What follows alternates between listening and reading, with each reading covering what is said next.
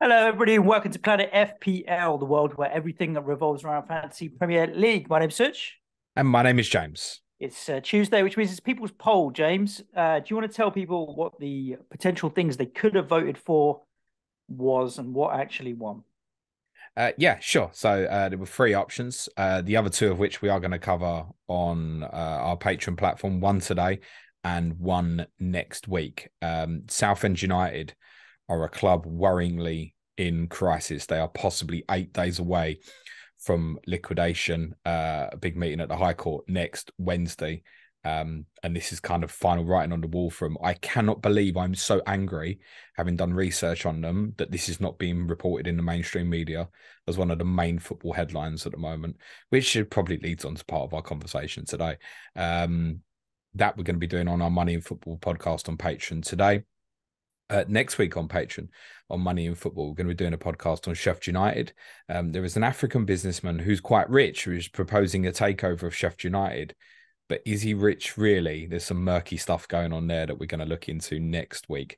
The winner of the People's Poll, however, was the Football Sustainability Index report, which I'm guessing not a lot of people know what it is, but decided to vote for it anyway.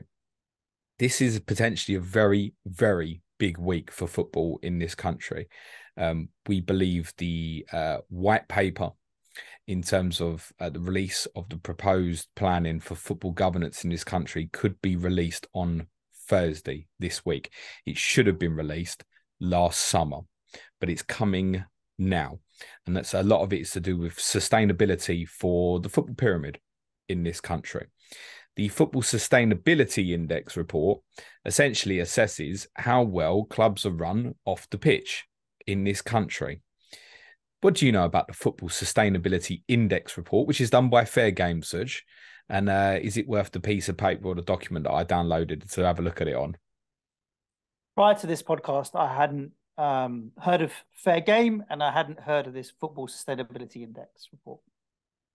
And I guess that would be the same with most people. And also, interestingly, when I put it in the vote, it was something I was aware of, but intentionally not looked at the report until the voting was done and I knew that it won the poll, but I knew we was going to cover it either way.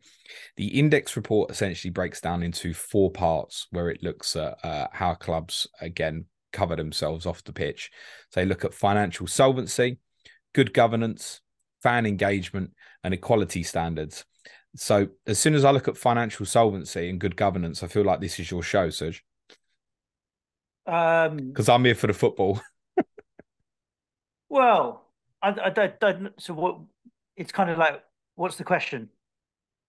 Well, the question is, in the first instance, how much should we care as football fans off the back of what's going on with Man City and with this white paper to come?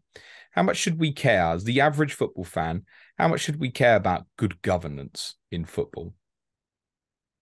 Uh, for me, for me personally, it's a massive deal. And it is for me as well. But I think that what we know from even just reaction to, say, the Man City pod last week and other stuff we've done on, say, Chelsea and stuff, the average football fans just spend some bloody money, right? Which we mentioned on I the think you're podcast right. last week. I think the majority are like that, but I think it's ruining the game and it's ruining my enjoyment of football. And it means I can't enjoy football as a sport anymore because of everything that goes with it, the circus that is professional football. And so for me, like we talked about, would you rather when we spoke on the Q&A, was it yesterday when we talked about, does it matter if, for example, less money is invested into Premier League football teams by the owners and the likes of Spain and Italy and maybe Germany and to a lesser extent France catch up with us in terms of their league? Does it matter if they catch up with us and we're no longer the Super League as we are? Because things like this are all about making it a little bit fairer in terms of football, rather than certain clubs doing whatever they can to get around it. This is an alternative, not version of FFP. FFP is very firmly focused around the financial stuff of a football club and what it can and can't spend. This kind of goes hand in hand with it in terms of it looks at all the off-field stuff, but also a bit broader than just the financial stuff. And for me, it's hugely important. But I would rather a fairer league where no one owner can come in and spend loads of money and just flirt the rules than have a league full of Galacticos and superstars and loads of money spent everywhere. Having said that, you can always argue the case that we have one of the most competitive leagues going because the depth all the way through the league is way better than a lot of other countries. But then there's some people will argue if you take like, okay, it's all right to implement stuff now, but City, Chelsea, Newcastle particularly have obviously got extremely wealthy owners who have got them to a certain level, right? A lot of the argument will be, say, for Newcastle fans who wanted their ownership takeover to go through, a lot of their gripe over that kind of 18-month period was you're denying us the possibility to try and compete. Once you stop others just spending money, you know, if a billionaire comes into Villa in the next couple of years, as an example, would they be able to spend in the same way and compete? You are essentially maybe closing the shop. I think it's also important to represent from the white paper perspective on what we might find out later this week and this index. A lot of it is more involved in terms of actually protecting clubs, safeguarding further down the pyramid, rather than actually necessarily restricting the spending at the top clubs. We're going to do a podcast on Southend later, which is potentially Bury 2.0, right? So it's as much about protecting clubs lower down the pyramid. Football has a gambling culture, right? At the top end with sort of the money Chelsea has spent now, but also more dangerously. I mean, say Chelsea get done for FFP in a 3 years' time, for example, and they get a transfer embargo and they get banned from the Champions League for a year. Well, yeah, fine, that's their fault, but the future of the club's not under threat. We've seen clubs gamble. Football has a gambling culture, particularly in the Championship, where clubs are gambling. So now if they get in the Premier League and stay there, but do you think Nottingham Forest keep buying footballers? Gambling on staying in. And their sustainability index report on this, in terms of how safe they are potentially to the future, I mean, they rank bottom because the theory being the amount of players that they bought, if they go back down, etc., is potentially a problem. A lot of people have asked questions about Nottingham Forest. There's a gamble ongoing for many clubs in the Championship. I mean, I feel like it's calming down a little bit, actually. But we look at clubs like Derby, who gambled massively. Aston Villa gambled massively, and they made it back. No one says nothing about it now. But if Villa hadn't beat Derby in that playoff final, it was arguably the biggest game of football in English football history from a financial perspective. Villa got up, sorted themselves out. Derby nearly went out of existence. That could have turned on its head if the other team won in that final at Wembley. So a lot of this is also about safeguarding. One of the things the white paper is presumably going to introduce is a set standard of what money trickles down from the Premier League to EFL clubs. One of the complaints from City fans about the announcement a couple of weeks ago about the alleged charges against City was the idea that the timing of it just before the release of the white paper is to help show all that the Premier League can govern themselves. Because the Premier League don't want this white paper report where there's more money going to get funneled out the Premier League. They want to be able to negotiate around the table where they've got their own power and their own say of how much money they trickle down. It's not to say the Premier League doesn't help these clubs at lower level. They do, but perhaps not to the extent that they should, considering the amount of money that is incoming into the league. Yeah, I'm very skeptical about this kind of thing. Like, look, the FA are the ones, and the government are the ones producing this white paper report that comes out maybe later this week. Whereas Fair Game is not a government body, and their sustainability index isn't anything to do with the independent regulator that the government might introduce or recommendations or suggestions that they might do. But they're going to be pretty closely aligned. They've got similar agendas, right? They're trying to do the same thing, which is raise the standards of football. But all that's happened over the years, whenever financial fair plays tried to be implemented, is you get a bunch of lawyers and accountants looking at it saying, how do we get around this? Like, what's the next step to get around this? And I think it's going to be very similar with the corporate governance stuff as well. I think the higher up the food chain you go, the harder it's going to be to implement. And now, if you think about the plans that Fair Game have put into play, they're looking at various different elements of corporate governance, financial solvency in terms of what the numbers showing, fan engagement and the way the clubs treat their fans.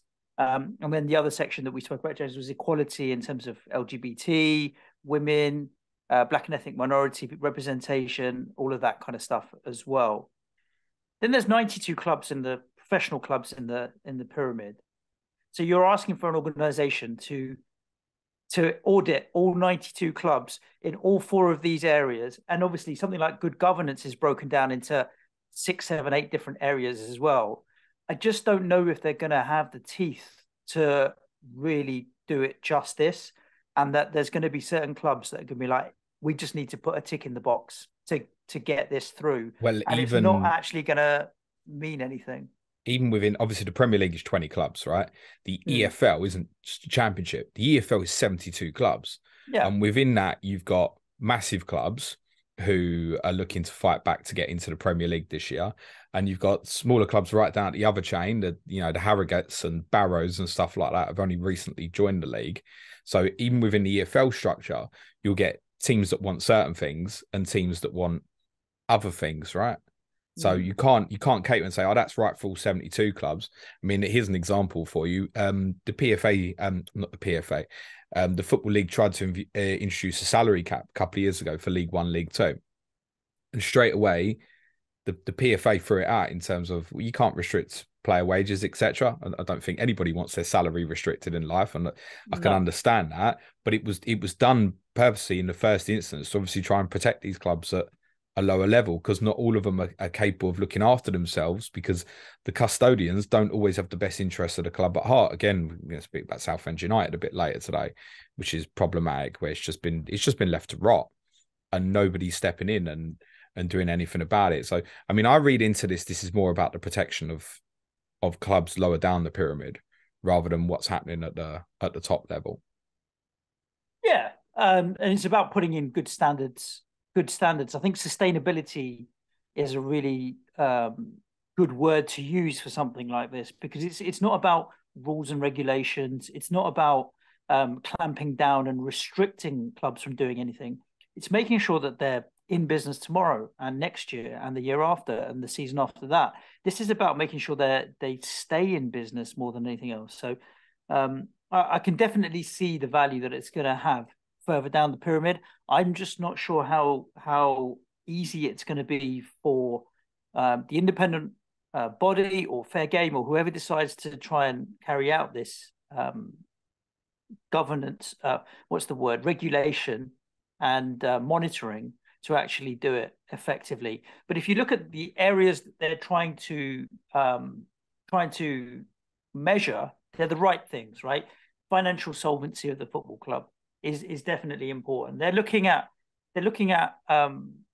current liabilities, current assets, like day-to-day working capital. If you borrow 100 million on a 30-year loan, that doesn't affect you day to day. But if you have short-term loans, like we saw with Barcelona, that come due within 12 months or 18 months, that's what can really come back and bite you on the bum, right? So they're looking at short-term loans and current assets and current situations.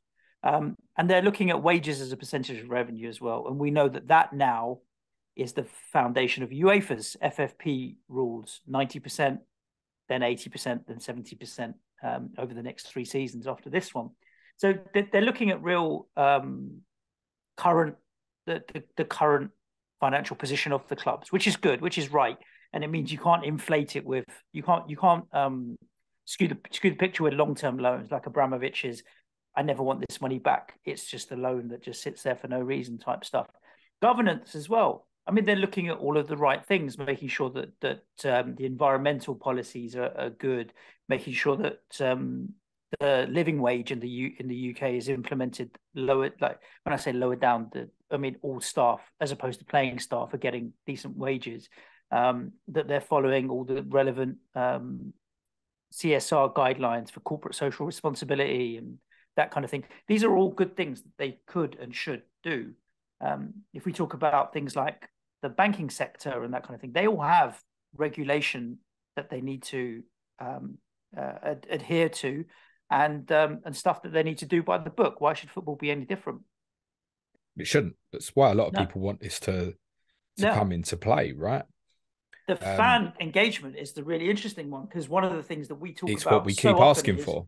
they don't fucking give a shit about the fans and I get that some of it is actually the Premier League more than it is the clubs, where they're arranging fixtures at such short notice and not really caring. Like, you know, Newcastle playing Southampton at 12:30 on a Saturday. Great. How the fuck are these fans supposed to get there from one end of the country to the other? But I love it when people say you have a choice, don't go.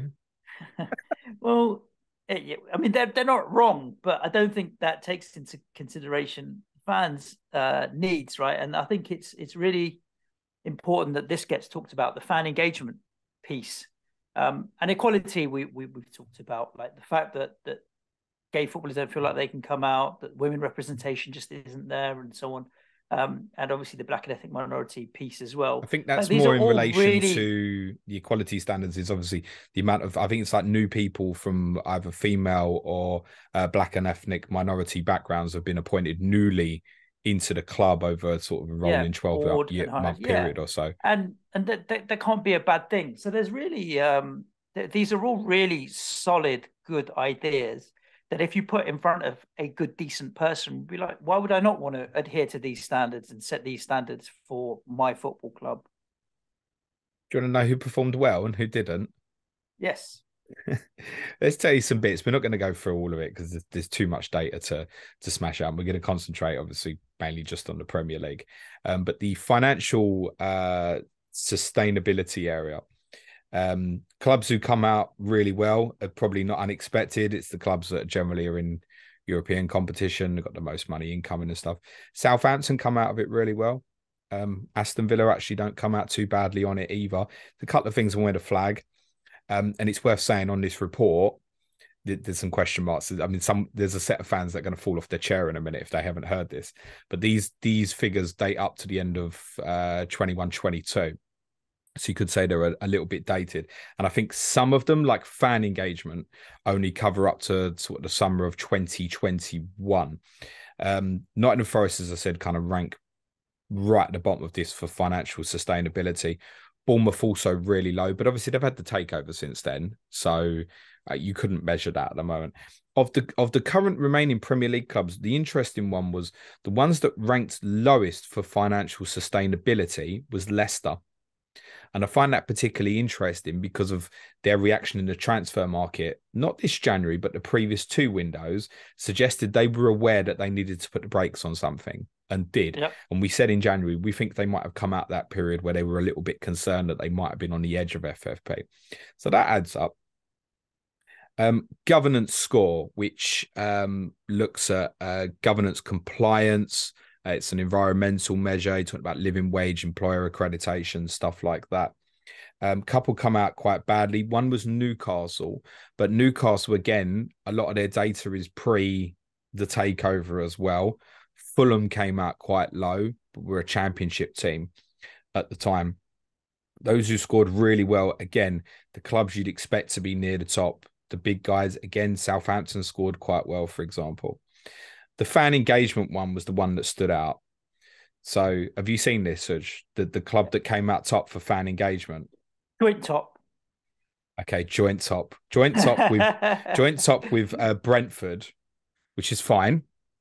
Was Everton. Yeah. But then you said the timing of it, right? Where they might have just saved relegation, or they're just doing the flares outside the stadium. But what's really interesting, and I think if you looked at this table where Everton across the whole sustainability index rank really highly, Everton fans would literally just go, "What the fuck is this?" That's completely improbable and impossible that they would rank near the top. If you could say, okay, a lot of this stuff ended in 2021 or 2022. We did a podcast in January 2022, Serge, and said this football club is in massive trouble, massive financial trouble. That's well over a year ago now.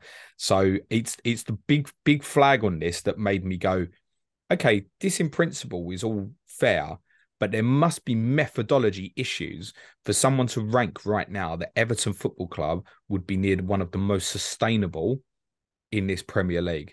Because if they get relegated, probably them and Forest would be the clubs that would most be in risk in terms of, or there could be a real financial issue here. And it's not to say particularly in Forest's case, there's a lot of people that could get off the books and stuff like that. But in Everton's case, it might halt, for example, the building of the new Bramley Moore Dock Stadium, etc. There's a potential change of ownership that might happen. That might not happen, obviously, if they get relegated. And we know they've been heavily restricted in the transfer market, right? Everton needed to buy several players in January. They bought none. So to say right now, a longer term, maybe, once they go in the new stadium and stuff, but to say right now that Everton would be one of the most sustainable is beyond comprehension as far as I'm concerned. And for them to come out joint best for fan engagement, I mean, they're at war with each other. Literally, they're at war with each other in terms of, accusations from the board of fans giving directors headlocks and stuff, which has not been proven to be correct. And there's several protests going on at the stadium, etc. So, but I think a lot of it waits to actually the talks ongoing. So, for example, Tottenham rank really lowly on fan engagement at the moment, which is understandable, by the way. But we know from our Tottenham podcast that, again, the board of directors at Tottenham, including Daniel Levy and the Supporters Trust, have basically ceased to stop talking after the Super League stuff, right? There was no interaction for around about a year. So, and they're slowly building that back up. But then, so from that point of view, it doesn't surprise me that Tottenham, as an example, ranked really lowly on the fan engagement. On the equality timing, standards, James. what's that? It's all timing. Well, timing. yeah. And the other thing is, like, timing, it can change so quickly, right? If you talk to West Ham fans a year ago, we're about to go towards European quarterfinals, maybe, or semi-finals, whatever the timing was. Talk to them today, we're in the relegation zone. So that changes so fast as well. That's the other problem with it. Yeah, there's a few that have got alarming stuff on equality standards, which includes Manchester United. It's the one area where Southampton ranked really low, actually. To be honest, all the clubs in the Premier League rank pretty lowly for equality standards. They have done badly, you're right. It's Leicester, actually, that come out best for that. So as much as the financial sustainability wasn't good, their equality standards ranking was I wouldn't say good, but better than the majority, well, all other Premier League clubs. The overall, and I've heard this coined as the inaugural sustainability index champions, laughably, is Liverpool, who come out top across the 4 categories put together. So sustainability index champions, you'll never sing that. Well, Liverpool fans, you can sing it. Just a note on a few things in the championship. The one thing that's striking when you look at the championship index scores, particularly around financial sustainability, you can almost break the league in half. Where there's some that have come out quite well. So, and a lot of them include basically clubs who are getting parachute payments. That's going to be a big talking point in this white paper, by the way, because you won't completely eradicate parachute payments, I don't think, from the Premier League to the Championship. One of the arguments currently is, the Premier League keep giving money to these clubs who fall into the Championship. Yeah, but you've got disparity within that league of clubs are getting a lot more money than others. And we said, we did a piece on this either last summer or the summer before, and we actually concluded that parachute payments were in place not to protect clubs in the Championship, but to maintain the strength of the Premier League, so that when clubs do come up, they feel up. Or even when they come up for the first time, like Forest have, I know they've been up before, but it's been a very long time, they can gamble because they know the protection is there if they go back down. But they're not the only clubs that perform well on the financial sustainability. You've got clubs there like Luton, Huddersfield, Millwall, Bristol City, even smaller club Blackpool have had terrible problems over the last decade or so off the pitch with the Oyston family. They rank okay for financial sustainability. So do Rotherham. So it's not just necessarily all the bigger clubs in the Championship, but then there's a cluster of clubs. I mean, they actually rank Middlesbrough and Blackburn at 0. It's crazy. 0 for financial sustainability. Yeah, now, Middlesbrough have got Steve Gibson, so they've got a backer, right? And Blackburn the Venky's are still there as far as I'm aware. I'd need to look at, because obviously 12 out of these clubs, 50% of these clubs have ranked 0 for equality standards as well, which is a problem. I'm curious as to whether or not this is an absence of information that they've got 0 because on the equality standards. Yeah. On the equality standards, it was because some of the information wasn't available. So but where it wasn't available as well, they just ranked them on 0. No. So wow, that's interesting to know then that they. But then Blackburn and Middlesbrough are not 2 clubs that I would deem as being in financial trouble, but there are some other clubs that rank near the bottom. Wigan has been well documented. They're liable to fall back into League One. Queen's Park Rangers massively overspent in the Premier League and are still paying the price for it sort of 10 years later or so. Coventry and Birmingham have had kind of big off-field problems. Birmingham, interestingly, were charged yesterday by the EFL. Big investigation is going to go on into them. Such Cardiff, Preston, Stoke we've covered. Reading we've covered. Hull City. Other clubs don't come out very well for the financial sustainability. Some of these clubs do come out quite well for fan engagement, though. Reading is one that comes out really well. Millwall, no one likes them and they don't care, but actually rank solidly across this as a platform, considering the size of the club in that league. Norwich City come out top overall and Middlesbrough bottom. But I just feel like Steve Gibson would never let anything happen to that club. And it's interesting that. So although the financial sustainability of the club doesn't look great, I just know that he would not let anything happen to Middlesbrough Football Club. Yeah, whether or not he's got enough money, like things happen, right? He could lose his fortune. Something could happen. Also, they're chasing Sheffield United very hard for second in that league now, having won at Bramall Lane last week. And they've shot up they were really down the bottom in the first couple of months of the season under Chris Wilder, having a great run under Michael Carrick. They might go close to promotion, Middlesbrough. And then like that, it fixes it. It's almost like the gamble again, isn't it? Yes, it is. Can you see this getting introduced? Yeah. I think there's a will. There's a massive will in amongst clubs, in amongst the government, and to a certain degree the FA as well. Premier League less so, but I think there's a real will for this to get introduced. There's a lot of people want to get behind this, which would include a lot of the clubs in the football pyramid lower down. There's very experienced and very knowledgeable people on the financial side of football, like Kieran Maguire from The Price of Football is one of the advisors.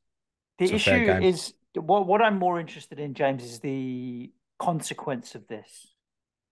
What happens if you perform badly on the sustainability index? Great question.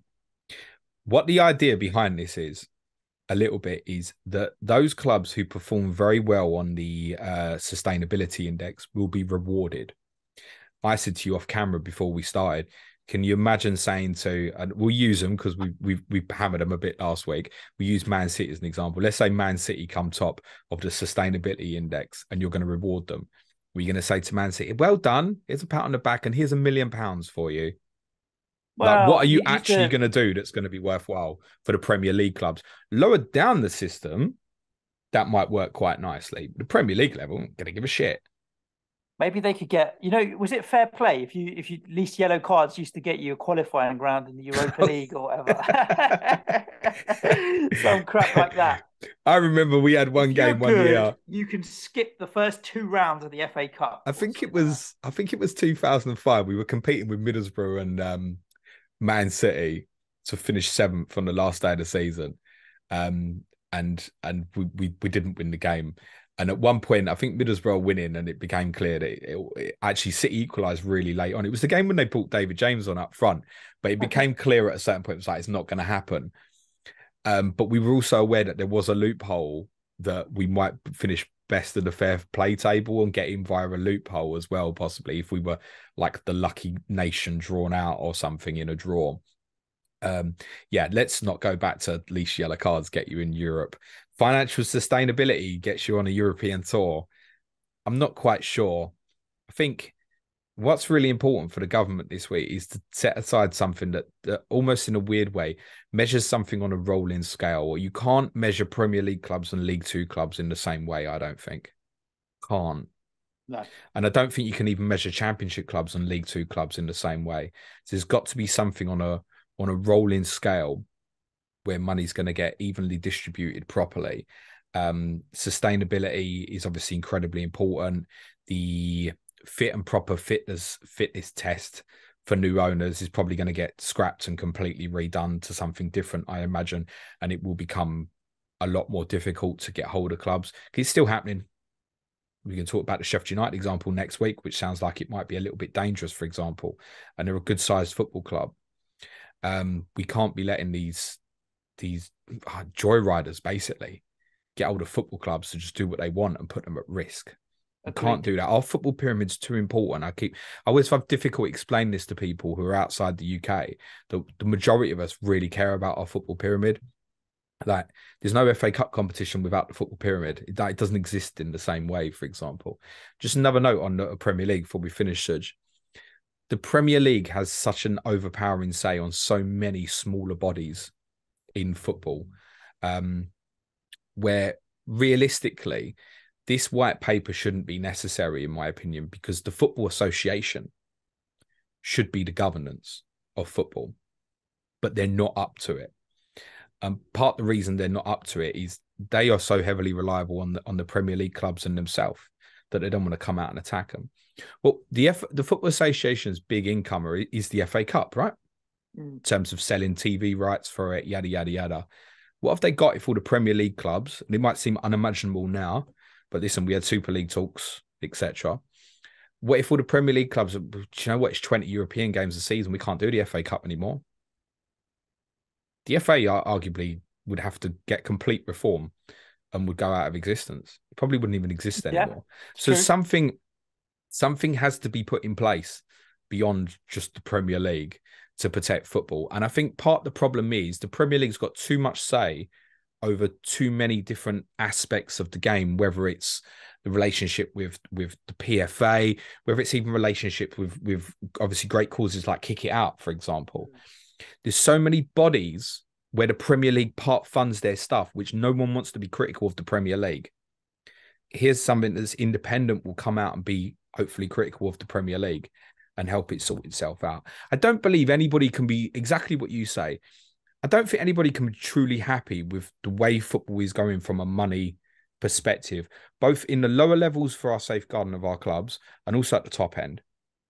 It feels like it's going too far. Yep. Couldn't agree with you more. I don't know if we can stop the top end. And I'd support one of those clubs at the top end, right?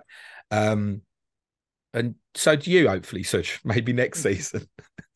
You might need that sustainability report next season. I don't know, James, if you're implying that my support is in question or the club's ability to be financially at the top end is in question. Maybe be both. Yeah. Good chat. Listeners, hope you enjoyed this conversation around it. Obviously, there's no conclusion. There's no right or wrong in this. It's kind of just a work in progress that we'll see play out in English and British football over the coming weeks. And we'll revisit this topic as soon as the white paper is out and we've had a little bit more time to digest that as well. But your thoughts and ideas are obviously welcome. You can head over to youtube.com, jump in the comments there, or on Twitter at Planet FPL Pod as well. James, what we got left the rest of this week? As said, Money in Football patrons today are going to go straight into a chat on Southend United, which I'm tired of researching now because I only end up getting angry and upset about it, to be honest. Sky podcast tomorrow, Clash of Correspondents Thursday, Liverpool Wolves, very importantly, ahead of their double with Dan Lord, Bradley Parker. I'll be streaming Friday morning as well. Support the show at www.patreon.com/Planet FPL. That's the way, exactly that. Listeners, stay safe, look after yourselves. Thank you for your ears, for listening, and back at you tomorrow. Stay safe. Ciao for now. Thanks, everyone. Be nice to each other. Cue music, please, man child.